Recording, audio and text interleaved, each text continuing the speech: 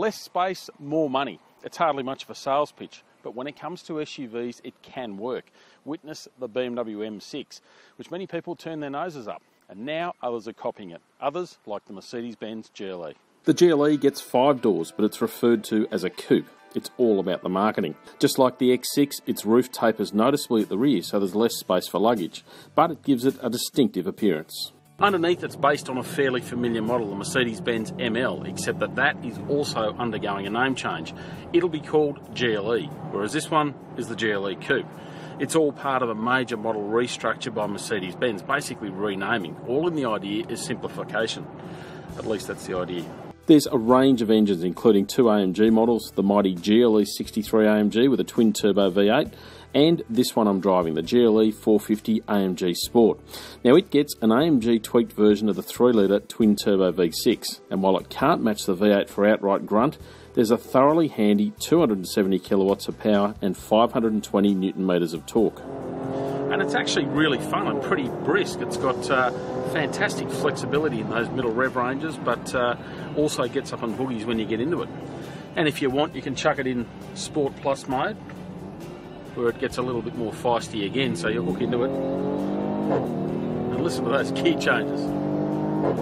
That's not bad for a V6. It's perhaps no surprise that it gets along nicely.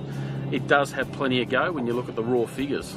But the GLE is also about having a bit of fun through the corners, so yes, you lose out a little bit on that practicality, but they've firmed up the suspension a bit and tried to make it a little bit more enjoyable once you do meet the bends.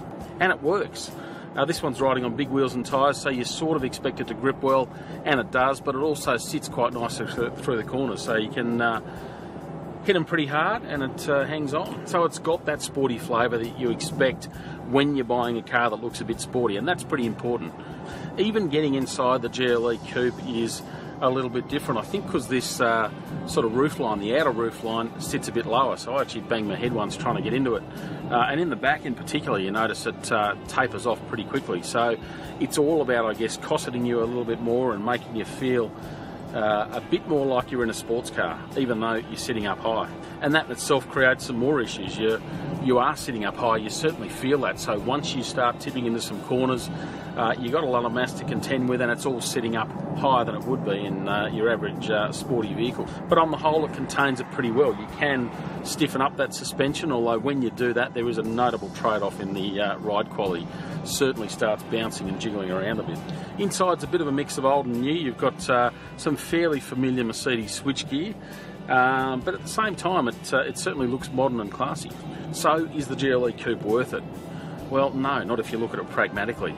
You don't get as much metal for your money, so it's bang for your buck wise, you're not getting as much. But that's not why people are buying these cars. They're buying them to stand out, to be a bit different, to have something that's a bit different to the neighbours.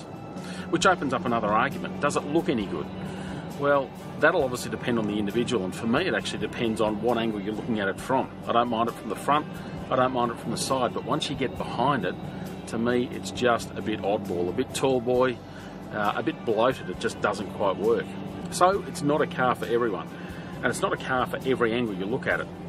Goal achieved then.